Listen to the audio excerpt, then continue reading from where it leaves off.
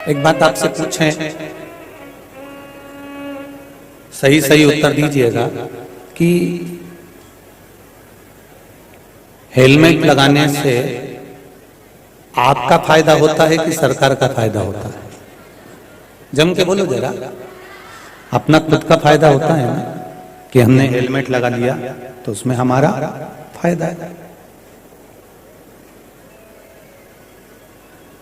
Seat belt लगाने से सरकार का फायदा होता है कि तुम्हारा फायदा होता है? जम के बोलो जरा।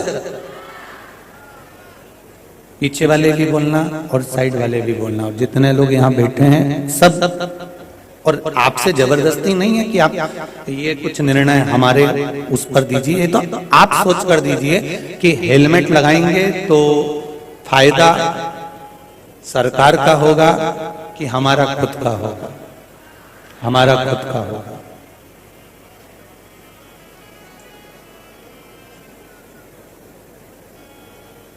सीट बेल्ट लगाएंगे तो उसमें भी फायदा हमारा होगा।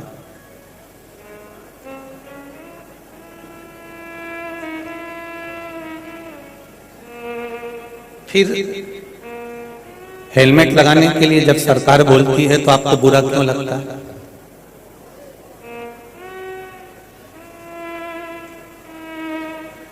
सीट बेल्ट लगाने के लिए जब सरकार बोलती है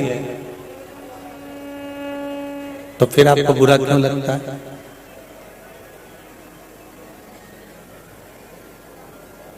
फिर तो बुरा लगना ही नहीं चाहिए, क्योंकि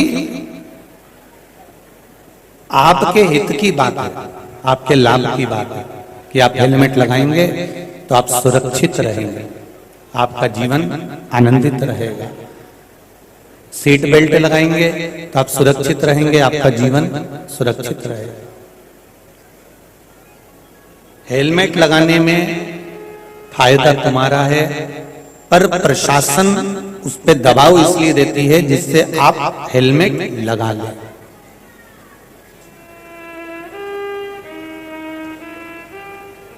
इसमें प्रशासन का कोई फायदा नहीं है। सीट बेल्ट लगाने में भी फायदा आपका है कि एक्सीडेंट होगा तो आप सुरक्षित रहे, इसमें सरकार का कोई फायदा नहीं। जैसे हेलमेट लगाने में फायदा आपका है, सीट बेल्ट लगाने में फायदा आपका है, उसी तरह एक लोटा जल चढ़ाने में फायदा आपका।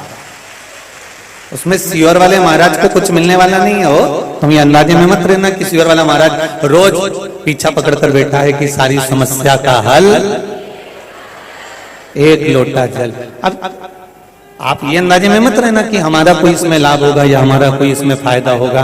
हम तो जैसे पुलिस वाले, प्रशासन वाले बार बार सीटी मार कर कहते हैं हेलमेट कहाँ है, 500 रुपए जुर्माना लगेगा, हेलमेट लगाओ, उसमें फायदा तुम्हारा है। तुम्हारे घर पर तुम्हारे बच्चे इंतजार कर रहे हैं, तुम्हारे घर पर तुम्हारी धर्म पत्नी इंतजार कर रही है। हेलमेट लगाओगे, शरीर की हड्डी टूट गई तो कोई बात नहीं है, पर यह माथा की हड्डी टूट गई ना तो फिर जुड़ना मुश्किल है। इसलिए हेलमेट लगाना जरूरी है। प्रशासन वाले पीछे पड़े, पुलिस वाले पीछे पड़े कि हेलमेट लगाओ, हेलमेट लगाओ, हेलमेट लगाओ। तुम्हारे घर तुम्हारी पत्नी इंतजार कर रही है, तुम्हारे बच्चे इंतजार कर रहे हैं। सीट बेल्ट लगाओ, गाड़ी स्लो चलाओ, जिससे तुम्हारे घर में तुम्हारी पत्नी, तुम्हारे बच्चे तुम्हारा इंतजार कर रहे हैं, एक्सीडेंट ना हो, उसका स्मरण रहे।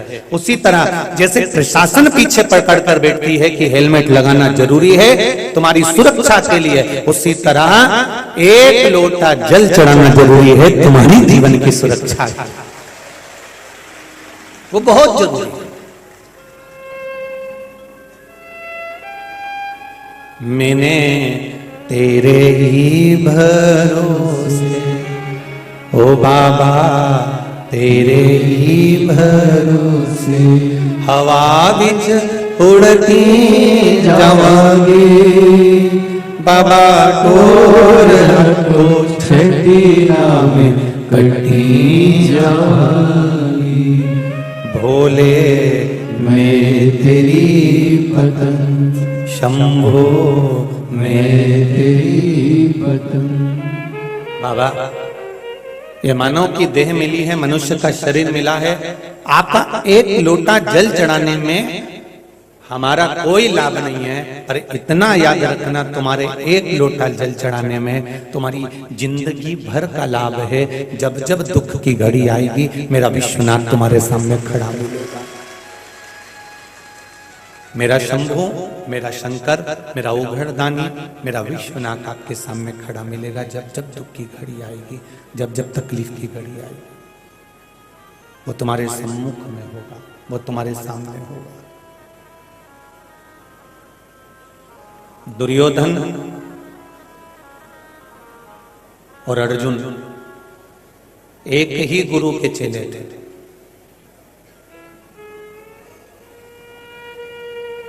होता है, दो चेले जा रहे थे गुरु जी के यहां से, सुबह सुबह का समय था। दोनों में से एक चेले ने कहा, देख वृक्ष के ऊपर, पेड़ के ऊपर तोता बैठा है। वृक्ष के ऊपर तोता बैठा है।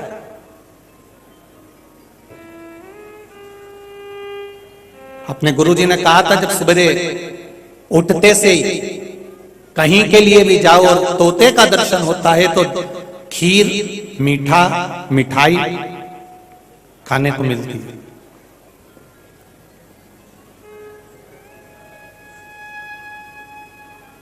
आज तोते का दर्शन हुआ है तो मिठाई खाने को मिलेगी, खीर खाने को मिलेगी। दूसरे मित्र ने कहा, तू सही कह रहा है कि गुरुजी ने कहा था कि तोता दिखे सुबह तो खीर खाने को मिलती है, पर मैं कहता हूं कि खीर तो मिलेगी पर कड़वी मिलेगी। उसने कहा, ऐसा नहीं है, गुरुजी बोले हैं तो गुरुजी की वाणी कभी गलत नहीं हो सकती। गुरुजी की वाणी कभी गलत नहीं हो सकती, खीर तो मिलेगी, चाहे कुछ भी हो, खीर जरूर मिलेगी। दोनों चले, आगे बढ़े और एक यजमान मिले और उन्होंने कहा, ब्राह्मण देवता आप मेरे यहाँ प्रसाद खाने चलिए, आज हमारे यहाँ चतुर्थी का उद्यापन है। एक ब्राह्मण ने दूसरे ब्राह्मण से कहा, देख ले, मैंने तेरे से कहा था ना कि खीर खाने को मिलेगी। यजमान आ गया, चलो भोजन करने। और दोनों जब भोजन करने बैठे, पूड़ी, सब्जी, भुजिया सब आ गया, साथ में खीर भी आई। तो मित्र ने मित्र को कोनी मारकर कहा, देख ले खीर आ गई ना, गुरुजी ने कहा था तोता दिखता है तो खीर खाने को मिलती है, मीठा भोजन मिलता है। अब दोनों ने जैसे मुंह में खीर ली तो खीर इतनी कड़वी कि दोनों ने उठकर कुल्ला करा।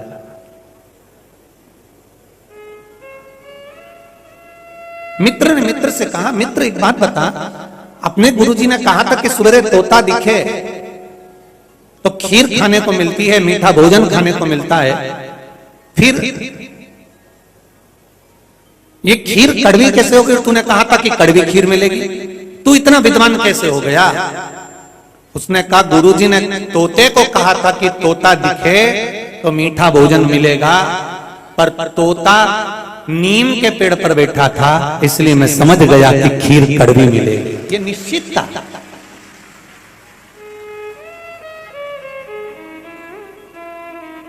गुरु एक ही है, चेले दो हैं।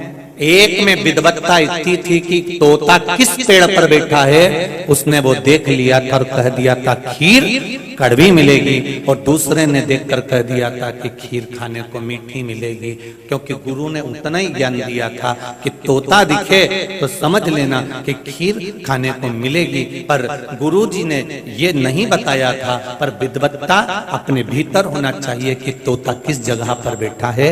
जैसे पहले आपको कहा कि मक्खी किराने की दुकान पर साबूदाने पर जाकर बैठ जाए, उसको तुल जाए, मक्खी की कोई कीमत नहीं होगी। मक्खी सब्जी के तराजू पर जाकर बैठ जाए, मक्खी की कोई कीमत नहीं होगी। पर वो मक्खी अगर सोना तुल रहा है और सोने के ऊपर जाकर बैठ जाए तो मक्खी भी 5000 की हो जाएगी। ये बैठने की जगह पर मालूम पड़ता है कि वो बैठ कहां रहे, वो किस जगह पर बैठ रही है, किस स्थान पर बैठ रही है, किस जगह पर वो मक्खी बैठ रही है, ये उसके ऊपर निश्चित करता है।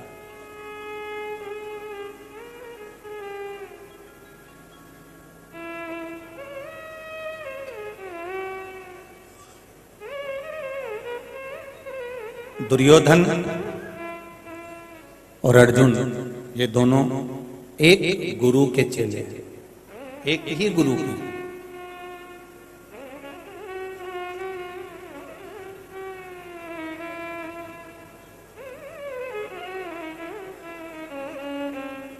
अब जरा विचार करिएगा, एक हार रहा है और एक जीत रहा है। कारण क्या है? क्योंकि दुर्योधन और अर्जुन भले एक गुरु के चेले हैं, पर अर्जुन ने बाल्य अवस्था से ही भगवान की शरणागति ग्रहण कर रखी थी, इसलिए उसकी जीत निश्चित थी, इसलिए वो जीत रहा था और दुर्योधन हार रहा था। अर्जुन जीत रहा है, दुर्योधन हार रहा है, क्योंकि गुरु भले एक हो पर उसकी शरणागति का सुख, उसकी शरणागति का स्मरण क्या है। क्यों कहते हैं आपको कि आप रोज एक लोटा जल भगवान शंकर के मंदिर में जाकर चढ़ाया करें? किस लिए? यहां तक शिव महापुराण की कथा कहती है कि शंकर जी के मंदिर में भी नहीं जा सकते, तो शंकर जी के मंदिर के सामने से भी निकलकर चले जाओगे, शिव के द्वार से भी निकलकर चले जाओगे, तो फिर किसी द्वार पर जाने की जरूरत नहीं पड़ेगी, फिर सीधे शंकर की चौखट और बैकुंठ का द्वार ही मिलेगा। ये निश्चित है।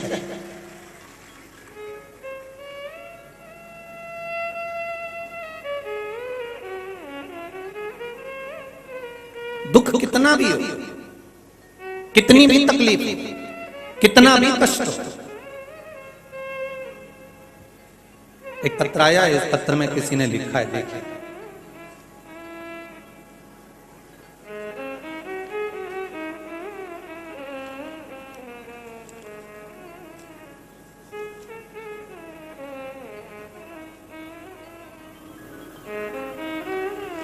शंभो शरणे पड़ी मांगो घड़ी रे घड़ी, दुख काटो दया परी दर्शन आपो। बबीता देवी पता उत्तर प्रदेश मुरादाबाद कल्की धाम से आई हैं, वहीं बैठी हो तो हाथ हिलाइएगा। जहां कहीं बैठी हो आप ही हैं, दोनों हाथ हिला दो। श्री शिवाय नमस्तुभ्यं। आपकी पहली कथा हमने हरिद्वार में सुनी गुरुजी। शिव जी की कृपा का मैं क्या बखान करूं। मेरे बेटे के हाथ में गांठ हो गई थी, गठान हो गई थी। हमें नहीं पता क्या चला कैसी गांठ थी। डॉक्टर को दिखाया तो डॉक्टर ने ऑपरेशन का बताया। गुरुजी हमने ऑपरेशन को मना कर दिया, क्या पता ऑपरेशन के बाद में क्या क्या परेशानी उत्पन्न हो जाती। मेरे बेटे को मैंने शिव जी पर जल चढ़ाने का कह दिया और 1 लोटा पानी चढ़ाने को रोज कहते। मैंने आपकी कथा हरिद्वार में सुनी थी और आपने बेटे से कहा कि 1 लोटा जल और बेलपत्र चढ़ाना शुरू करो, और जल चढ़ाकर बेलपत्र चढ़ाने के बाद बेलपत्र और जल का आचमन करना प्रारंभ करो। उस जल को गांठ पर लगाना प्रारंभ कर दिया। गुरुदेव केवल 20 दिन निकले और बाबा की कृपा से मेरे बेटे के हाथ की गठान गल गई। मैं बाबा को यहाँ धोख लगाने के लिए मुरादाबाद से आई। श्री शिवाय नमस्तुभ्यं। बाबू बैठिए। हर हर महादेव। शिव कृपा।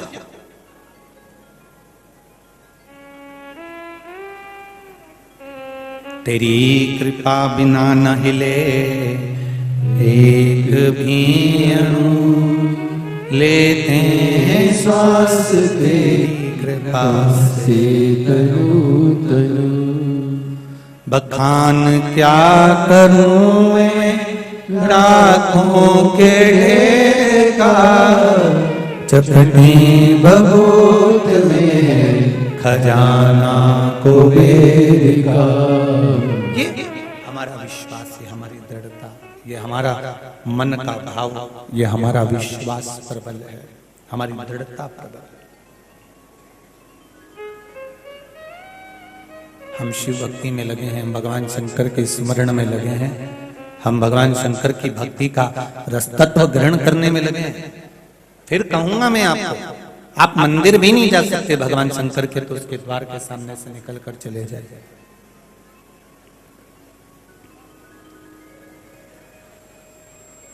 और यदि आपके घर से, आपकी दुकान से, आपके व्यापार वाली जगह से आप कहीं निकल कर जा रहे हैं, मंदिर अगली गली में है और मौका मिल जाए कि हम मंदिर के द्वार तक भी नहीं जा पा रहे हैं, तो मंदिर के शिखर का दर्शन कर लीजिए, उसमें भी आपका कल्याण निश्चित है, उसमें भी आपका कल्याण निश्चित है। आप उसका दर्शन करें।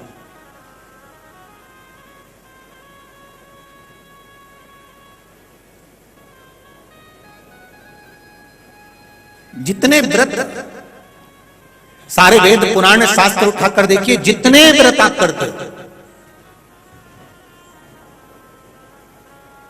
जितने व्रतों को आप धारण करते हो, जितना दान आप करते हो, जितना आप पुण्य करते हो, ये सारा दान, ये सारा पुण्य, ये सारा व्रत हो सकता है कि तुम्हारे मरते मरते तक, तुम्हारे प्राण छूटते छूटते तक ये सारा पुण्य समाप्त हो जाए।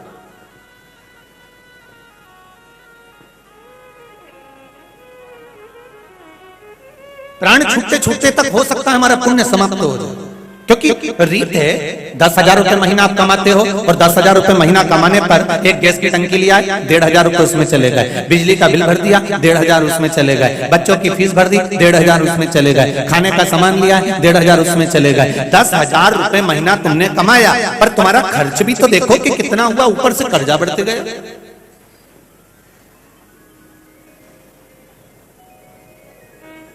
ऊपर से कर्जा बढ़ रहा है। जरा विचार करिए कि 10,000 रुपए महीना हमने कमाया, पर हमारा खर्चा कितना हुआ। उसी तरह शिव पुराण कहती है कि तुमने दान करा, पुण्य कमाया, व्रत करा, पुण्य कमाया, तुमने कुछ अच्छा काम करा, पुण्य कमाया, मंदिर गए, पुण्य कमाया, तुमने दर्शन करे, पुण्य कमाया, ये सारा पुण्य, तुमने भूखे को भोजन कराया, पुण्य कमाया, पानी पिलाया, पुण्य कमाया, कन्या दान करा, पुण्य कमाया, गौ माता की सेवा करी, पुण्य कमाया, तुमने पुण्य तो इकट्ठा करा। 10,000 रुपए महीना तुमने कमाया तो सही, पर तुमने खर्चा भी देखो, किसी को गलत दृष्टि से देख लिया, पुण्य कटने लगा, खर्चा तो जा रहा है। किसी को अपशब्द बोल दिए, झूठ बोल दिए, प्रपंच कर लिया, आड़ा टेढ़ा बोल दिया, कहीं कुछ कह दिया, ये हमारा पुण्य धीरे धीरे धीरे धीरे समाप्त होते चले गया। मरने का समय आया तब तक पुण्य एकदम समाप्त हो गया।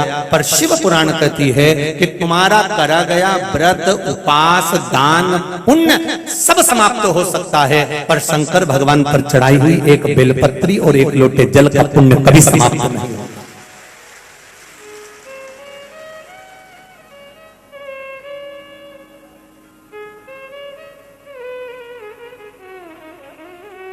ये वो बीमा है जो जीवन के साथ भी है और जीवन के जम के जरा बोलो, जीवन के बाद भी है। ये वो बीमा है, एक बेलपत्र, एक लोटा जल, ये वो बीमा है कि तुम्हारे जीवन के साथ भी चल रहा है, तुम्हारी जिंदगी को संवारने का काम भी वही कर रहा है, और अंत समय में भी वही संवारेगा। अंत समय प्रभु आना पड़ेगा, वचन दिया तो निभाना पड़ेगा।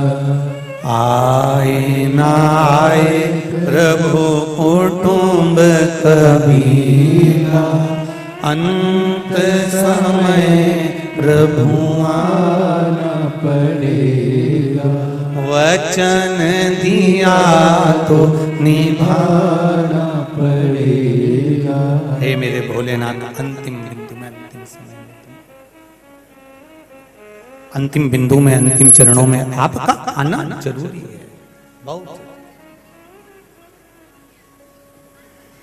कोई आएगा ना आएगा, पर आप आ जाए, बहुत।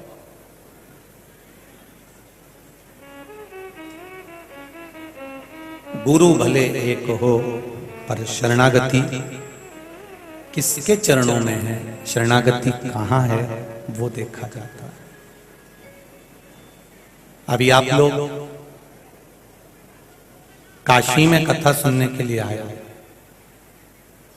और वो भी शिव महापुराण की कथा सुनने के लिए आए। पर एक बात हम कहें आपको, हमको तो ऐसा लग रहा है कि कथा आप नहीं सुन रहे हो, कथा तो मेरे विश्वनाथ को सुनना थी इसलिए उन्होंने कराई है। ये कथा तो मेरा बाबा, मेरा उघड़दानी, मेरा त्रिकालदर्शी, मेरा कैलाशी, मेरा अविनाशी, मेरा शंभु, मेरा शंकर सुन रहे हैं इसलिए उन्होंने कराई है। महाराज ये शिव कृपा।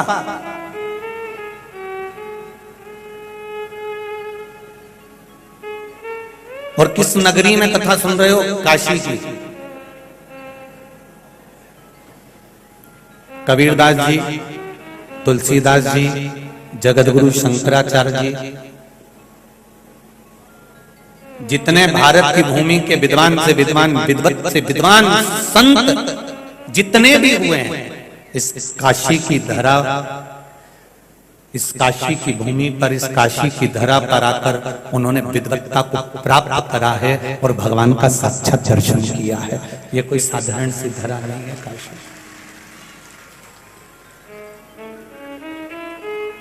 जरा विचार करिएगा, जितने सनातन धर्म से जुड़े हुए लोग इस आस्था चैनल पर कथा सुन रहे हैं, फेसबुक यूट्यूब पर कथा सुन रहे हैं और काशी की इस पावन धरा पर कथा सुन रहे हो, थोड़ा सा स्मरण करिएगा कि इंग्लैंड में 1811 में पहला स्कूल खुला था। कहां पर? जम के बोलो जरा सा। इंग्लैंड में 1811 में, सन 1811 में पहला स्कूल खुला था। और जब 1811 में इंग्लैंड में पहला स्कूल खुला था, उस समय में भारत में 7,32,000 गुरुकुल थे। जरा विचार करिए।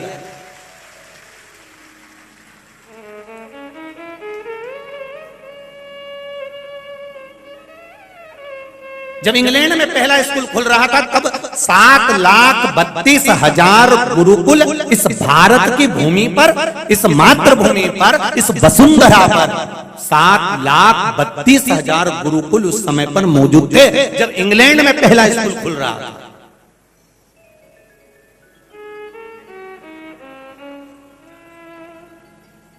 इसीलिए इसको भारत माता कहते हैं। कभी तुमने सुना इंग्लैंड माता, हॉलैंड माता? कभी सुना हो? कभी किसी ने भूल से कह दिया हो कि नहीं साहब ये इंग्लैंड माता है? कभी किसी ने कह दिया? तो किसी कोई कहे ना कहे, पर मेरी भारत की भूमि सभ्यता और संस्कृति और संस्कारों की देने वाली है, इसलिए माता है। 1811 में पहला स्कूल इंग्लैंड में खुला था। उस समय पर 7,32,000 गुरुकुल इस मातृभूमि पर, इस भारत की भूमि पर विराजमान थे। कल हमने अखबार में पढ़ा तो हमको बड़ा प्रसन्नता हुई। और कई लोग कहते हैं आप व्यासपीठ से नेताओं के नाम मत लिया करो, पर कुछ अच्छा कर जाते हैं इसलिए बोलने में आ जाता है। कल हमने अखबार में पढ़ा तो आदरणीय अमित शाह जी को धन्यवाद देंगे जिन्होंने मेडिकल की पढ़ाई को अंग्रेजी की जगह हिंदी में करने का निर्णय ले लिया। पत्रकार महोदय भी बैठे हैं यहाँ पर, सभी को मेरा वंदन है। अखबार में पढ़ा तब मालूम पड़ा। बहुत बहुत धन्यवाद देंगे अमित शाह जी को जिन्होंने ये निर्णय लिया कि अब मेडिकल की पढ़ाई भारत की भूमि पर अगर हो तो हिंदी में हो, क्योंकि ये हमारे भारत की निशानी है। मस्तक पर बिंदी और मुख में हिंदी, ये मेरे भारती का प्रतीक है।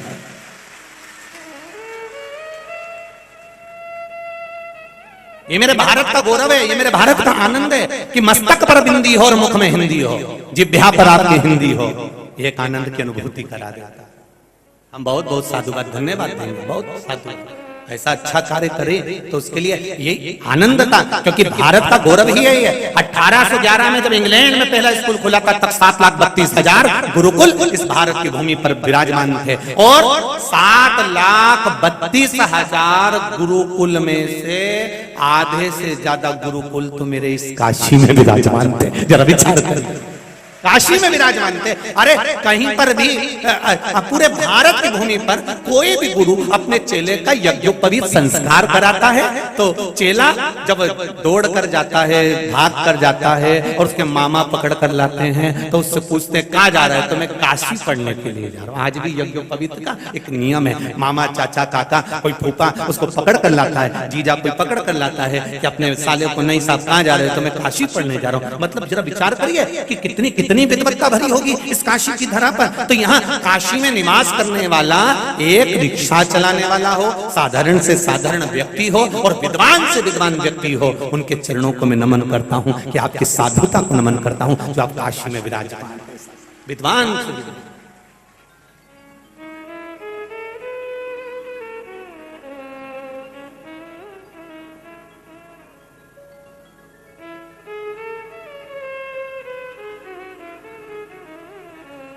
महाराज एक गुरु के चेले हैं दुर्योधन भी, और एक गुरु के चेले हैं अर्जुन भी।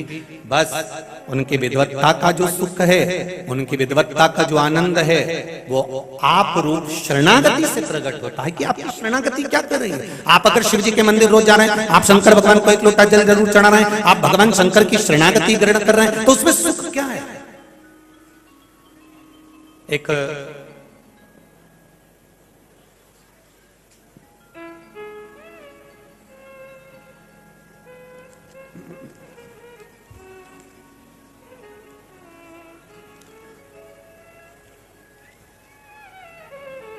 सुरेंद्र चौधरी, दीवान मोहल्ला हमाम, परतन सिटी, दीवान मोहल्ला हमाम, पटना सिटी, पिन नंबर 80008, जिला पटना, बिहार से आए हैं। कहीं बैठे हो तो हाथ हिलाइएगा जरा। जो आती हैं पटना से आए हुए हैं सुरेंद्र चौधरी, इन्होंने पत्र में लिखा है,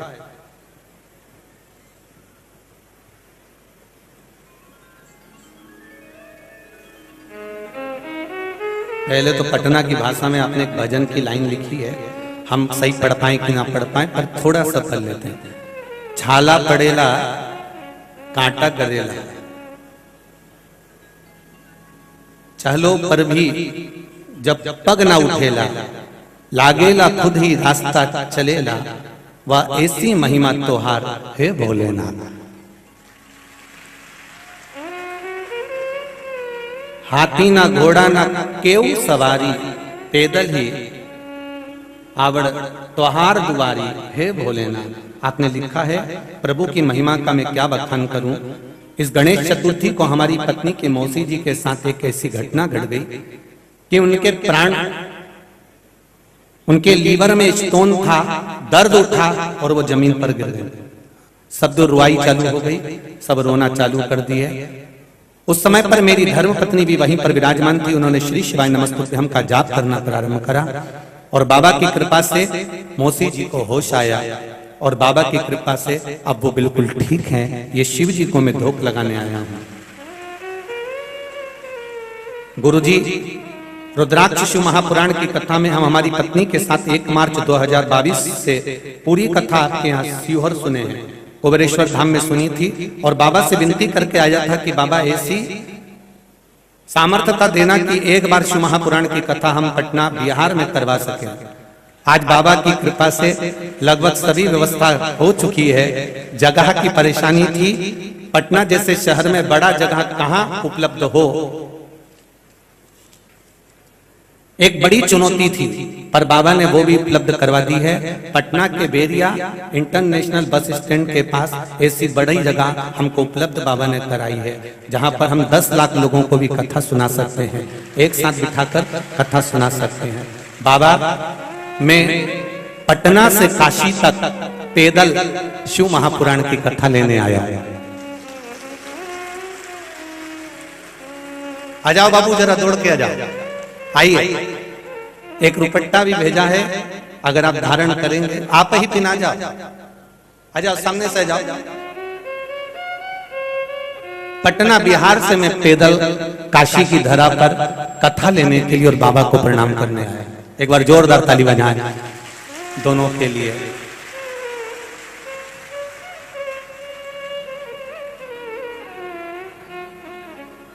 शंभु शरणे पड़ी मांगू घड़ी रे घड़ी दुख काटो दया करी मैं दर्शन आओ। शंभो शरण में पड़ी मांगू घड़ी घड़ी दुख काटो दया करी मैं दर्शन आओ। ये शिव कृपा, आपका विश्वास, आपकी दृढ़ता, आपका भरोसा, आप जिस भाव में भगवान शंकर को रिझाएंगे, ये मेरा विश्वास कहता है कि शिव आपके पास दौड़कर जरूर आएंगे। ये निश्चितता। कलिक माता जी ने बड़ा सुंदर प्रश्न किया, गुरुजी आप जब भी मंत्र का जाप कराते हो, श्री शिवाय नमस्तुभ्यं बुलवाते हो या कथा कहते हो, उस समय पर सबको कह देते हो कि नीचे बैठ जाओ। कारण क्या है?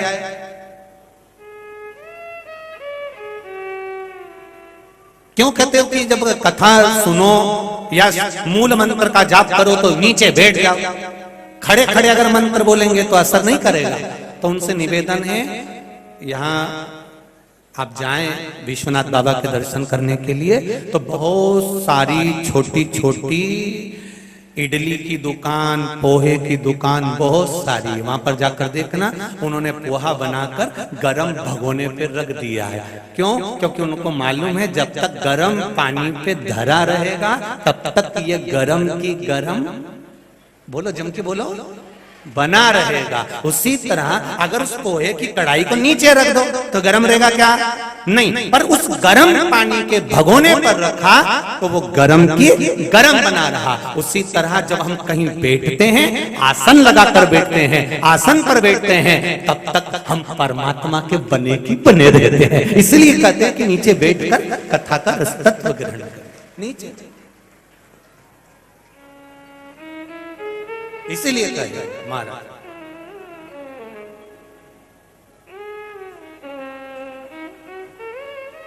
एक तेरे ही भरोसे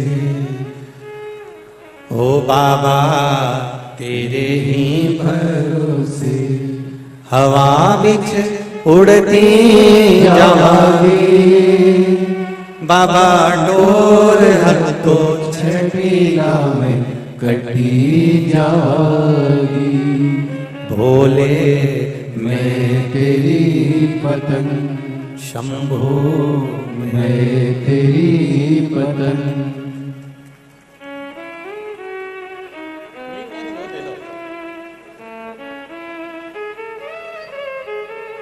आइए रोइए मत, अब तो बाबा ने बुला लिया, इससे बढ़कर और क्या चाहिए?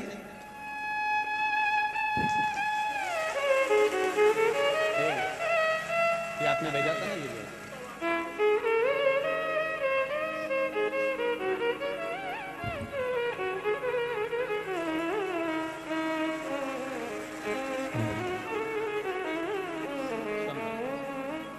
पहले तो रोना बंद करो। शिव कृपा है इसको कहते हैं। पटना से पैदल चलकर शिव महापुराण की कथा लेने के लिए आपने एड्रेस बता दिया, मेरा विश्वनाथ जरूर पहुंचेगा और कथा करेगा, ये निश्चित है।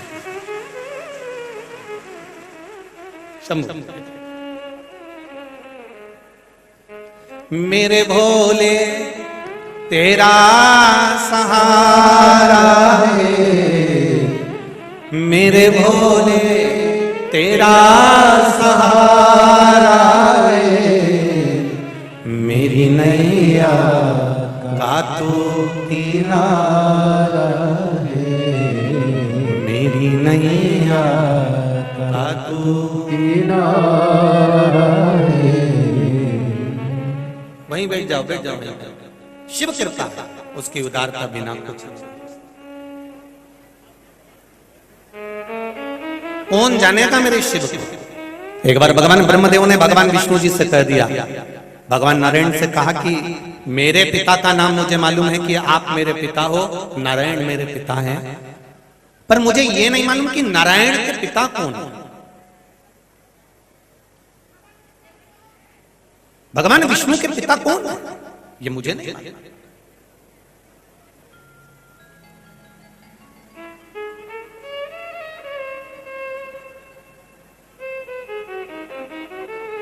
आपके पिता कौन हैं आप बताएंगे? भगवान विष्णु ने कहा मेरे पिता देवाधिदेव महादेव है। महादेव आपके पिता है? हाँ। भगवान ब्रह्मा जी ने कहा यदि आपके पिता इस जगह पर अगर प्रकट होकर बोले कि मैं पिता हूं इनका, तो तुम्हें मान।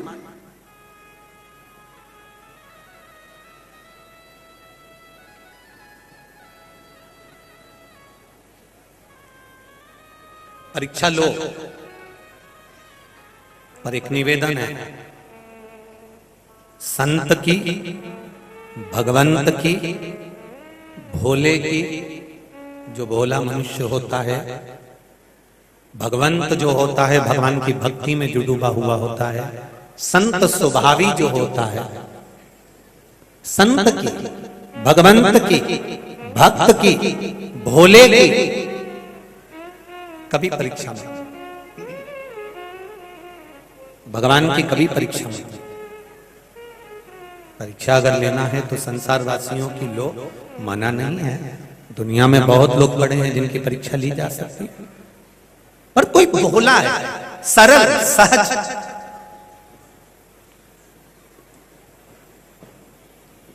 जो कुछ जानता ही नहीं है,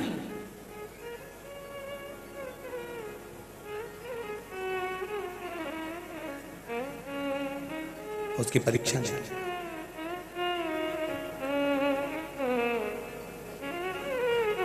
ब्रह्मा जी जिनके इतने मुख हैं और जिनसे वो वेद पढ़ा करते हैं, शास्त्र पढ़ा करते हैं, विद्वत्ता का बखान किया करते हैं, जिन ब्रह्मा जी के भीतर इतने वेद और पुराण, इतने शास्त्र, इतनी विद्वत्ता भरी होती है, वो ब्रह्मदेव भगवान विष्णु से कह रहे हैं कि आपके पिता को यहां प्रकट होकर बताना पड़ेगा कि वो आपके पिता।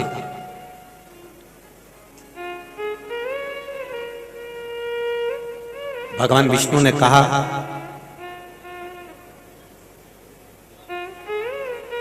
अगर पिता की परीक्षा अगर पुत्र लेता है तो वो पुत्र किसी काम का नहीं होता।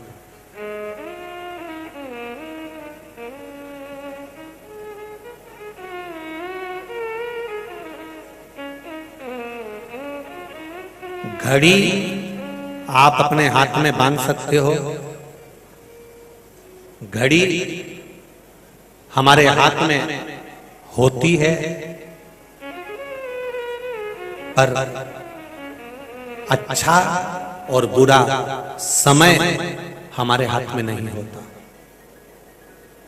होता है क्या? घड़ी हाथ में होगी, घड़ी हाथ में बांध सकते हो, घड़ी हाथ में पहन सकते हो, घड़ी को हाथ में रख सकते हो, घड़ी हाथ में है, पर समय हमारे हाथ में नहीं है। कब वो अच्छा समय देगा और कब बुरा समय देगा वो महादेव के हाथ में।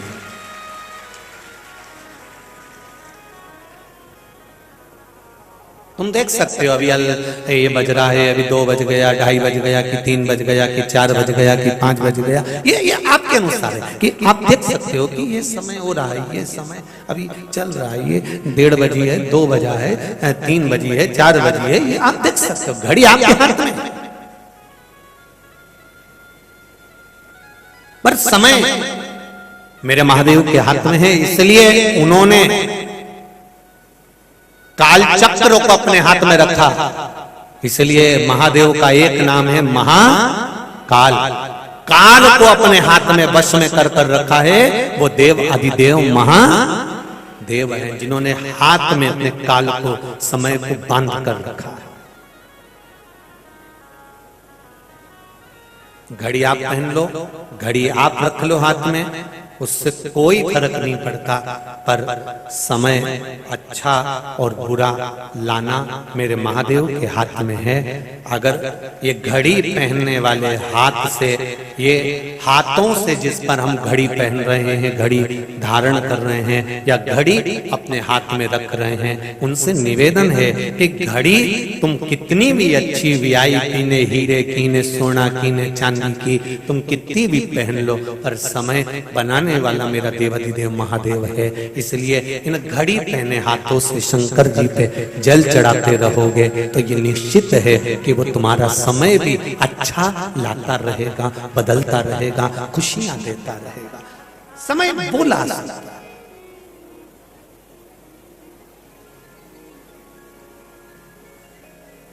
समय वो बदल सकता है।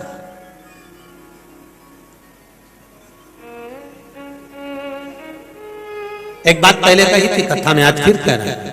हलवा बनाने में, सीरा बनाने में, हलवा बनाते हैं, सीरा बनाते हैं, इसमें सबसे जरूरी चीज कौन सी होती है? हलवा बनाने में हमने पहले भी कहा था, इसमें शक्कर इतनी जरूरी नहीं है, आटा इतना जरूरी नहीं है, घी इतना जरूरी नहीं है, इसमें सबसे ज्यादा जरूरी है पलटा। क्या बोलते हो उसको यहाँ वाराणसी में, यहाँ काशी में? पलटा जो चलाता है। वो पलटे का काम ही केवल इतना है कि नीचे से ऊपर कर देता है, ऊपर को नीचे कर देता है। और ये पलटा किसी देवता के पास नहीं है, ये पलटा मेरे महादेव के हाथ में है। वो कब नीचे से ऊपर पलट देता है और कब ऊपर से नीचे ले आता है, ये वो करता है।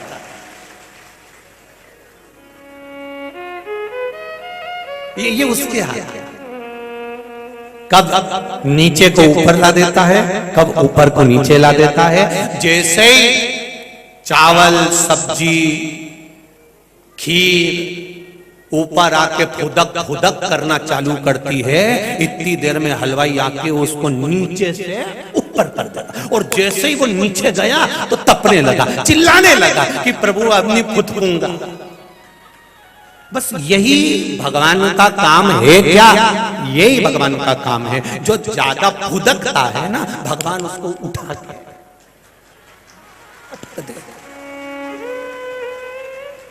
भगवान का काम क्या है? भगवान का काम इतना ही है, जो ज्यादा फुदके उसको ऊपर से लाओ नीचे, और नीचे ऊपर। तो जो नीचे तप रहे थे, बड़े कष्ट में थे, बहुत अग्नि में नीचे पड़े हुए थे, सारा की सारा आलू, सारा की सारा चावल नीचे पड़ा हुआ था, वो भी हाथ जोड़ रहा था, भोलेनाथ पलटा चला दो, भोलेनाथ पलटा चला दो, तब तक तपूंगा, कृपा कर दो। तो भगवान शंकर जी ने कहा तू चिंता मत कर, ऊपर वाला फुदकेगा, वो नीचे जाएगा, और तू बहुत तप लिया है, अब तू ऊपर आएगा। तो कहते हैं लोग कि घोड़े के भी दिन फिर जाते हैं। लोग कहते हैं, कभी कभी तुमने देखा होगा कितना कितना कितना कितना कहीं कहीं कचरा पड़ा होता है, कहीं कुछ पड़ा होता है, कहीं कुछ पड़ा होता है, पर पलट दिया तुरंत पलट।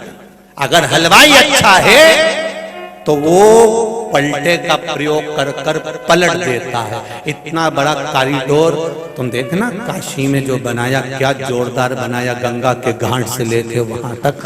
तो ये हलवाई अच्छा था, अच्छी जगह का था, तो उसने आते से ही देख लिया कि ऐसे काम नहीं चलेगा, पलट दो। उन्हें लिया नीचे से उठाया, आसपास साफ कर पूरा के पूरी भगोनी को साफ करके और पलटा, जो नीचे का चलाया ना ऊपर, सब फुदकना बंद और खीर तैयार। और विश्वनाथ का कॉरिडोर बन गया, क्या जोरदार बना। हलवाई अच्छा था तो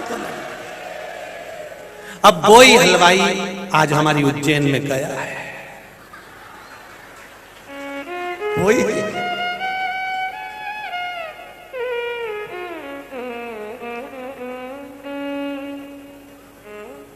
वही है।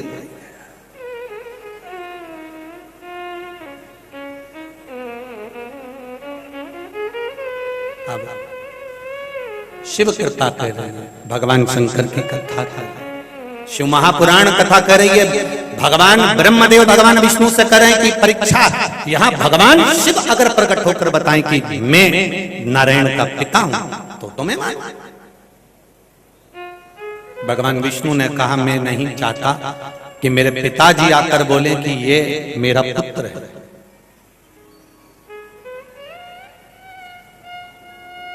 मैं नहीं चाहता।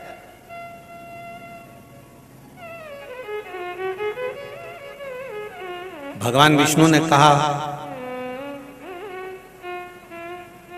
अगर हम शिवलिंग के निर्माण को करते हैं और शंकर भगवान के शिवलिंग के निर्माण को अगर हम करेंगे तो ये निश्चित है कि देवाधिदेव महादेव का दर्शन हमको होगा।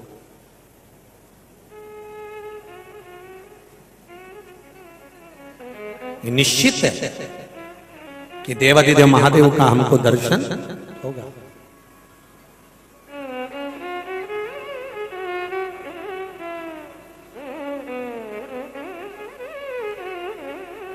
हमारा स्वरूप कैसा बनना है, हमारा स्वरूप कैसा धारण करना है, ये माता के गर्भ से निश्चित हो जाता है।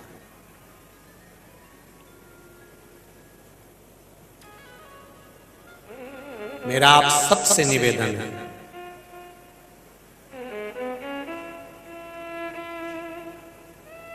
जितने बच्चे यहां बैठे हुए हैं, जितने नवयुवक बेटा बेटी यहां बैठे हुए हैं और जितने युवान बहन भाई आस्था चैनल पर और फेसबुक यूट्यूब पर कथा सुन रहे हैं, वाराणसी काशी से, विश्वनाथ बाबा की नगरी से, ज्ञान वापी शिव महापुराण की कथा को जो श्रवण कर रहे हैं, उनसे निवेदन है मां और माला से जो जुड़ा रहता है उसका जिंदगी में कभी बाल बांका नहीं होता है।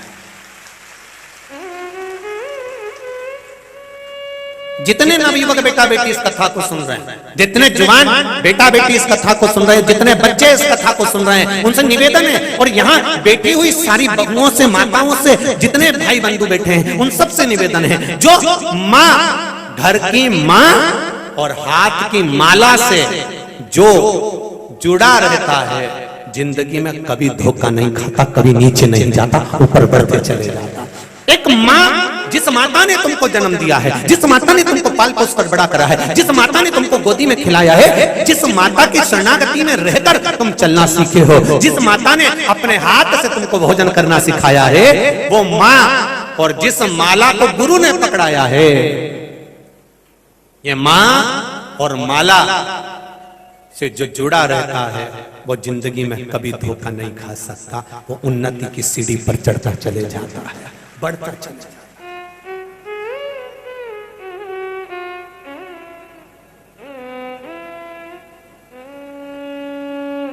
माला माल बनने की सबसे पहली लाइन है, जब आप स्लेट पर कॉपी पर लिख के देखना, पहले आप लिखो माला माल, तो पहला शब्द क्या आएगा? पूरा शब्द बताओ। माला माल बनने में पहला शब्द लिखोगे तो क्या आएगा? माला, फिर आया माल।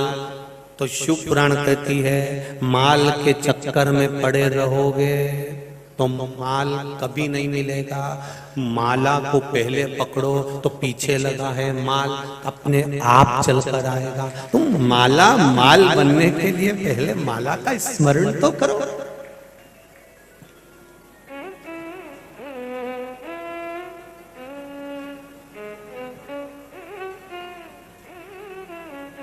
स्वयं मिलेगा, स्वयं। महाराज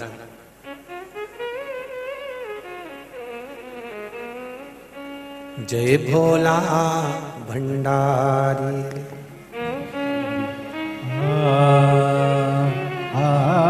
जय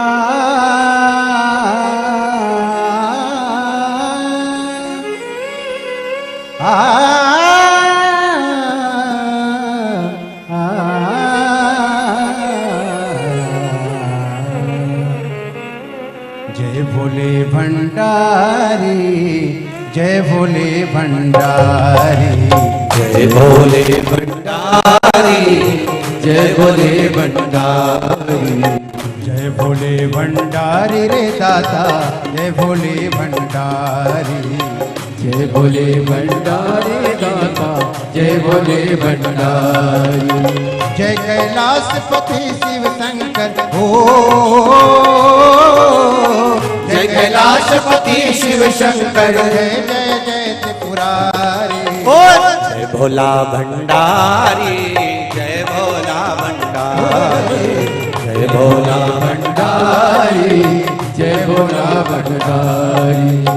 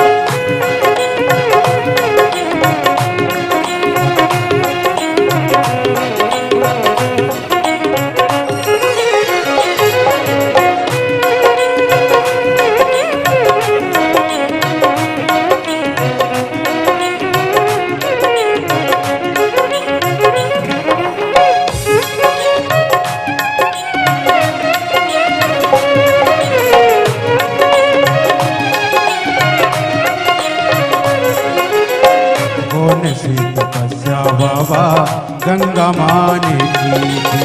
कौन सी तपस्या बाबा गंगा मान की। हे गंगा माँ, हे गंगा,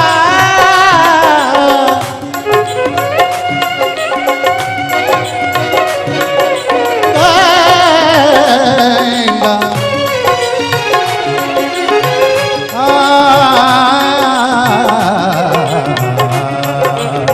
कौन सी तपस्या बाबा गंगा माने की थी।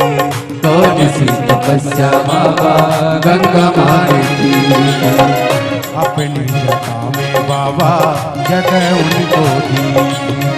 अपनी जटा में बाबा जगह उनको दी थी। अपनी जटा से बाबा ओ, अपनी जटा से बाबा जगह उनको दी थी। जय भोला भंडारी, जय भोला भंडारी, जय भोला भंडारी, जय भोला भंडारी। जय कैलाशपति शिव शंकर हो, जय कैलाशपति शिव शंकर जय जय जय त्रिपुरारी। जय भोला भंडारी, जय भोला भंडारी, जय भोला भंडारी जय भोला भंडारी।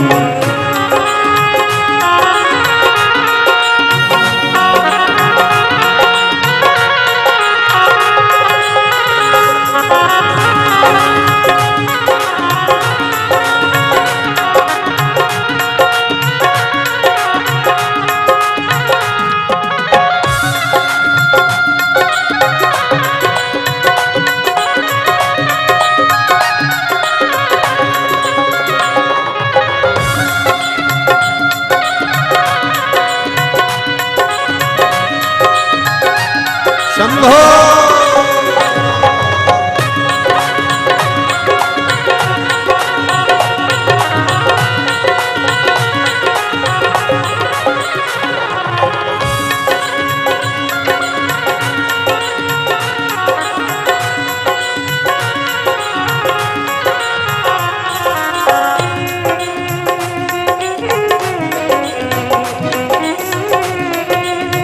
जय हो।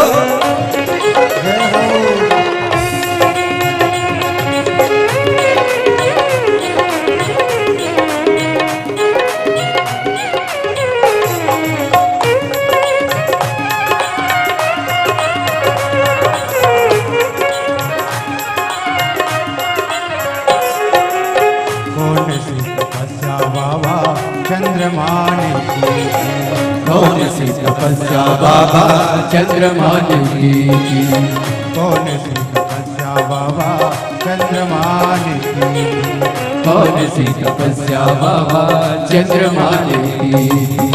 अपने मस्तक पे बाबा जगह उनको दी थी। अपने मस्तक पे बाबा जगह उनको दी थी। अपने मस्तक पे बाबा हो, अपने मस्तक पे बाबा जगह उनको दी थी।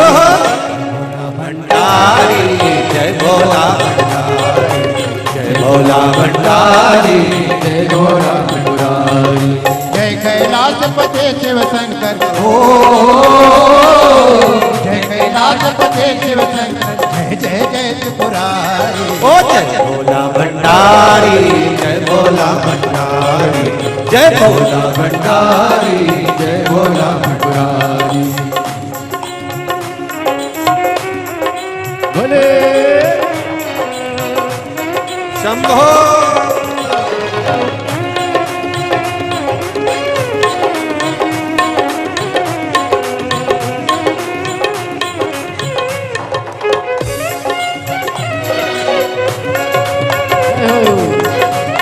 हरि बोल।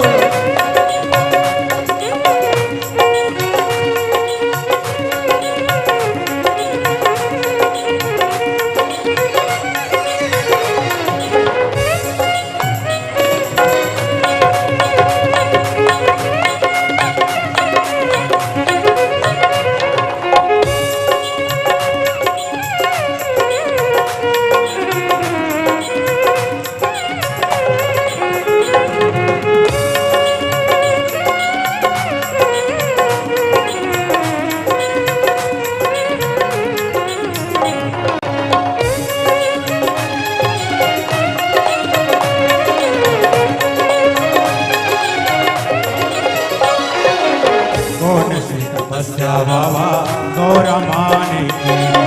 कौन सी तपस्या बाबा गौरमा ने की थी। कौन सी तपस्या बाबा गौरा माने की। कौन सी तपस्या बाबा गौरमा ने की थी। अपने बराबर बाबा जगह उनको दी थी।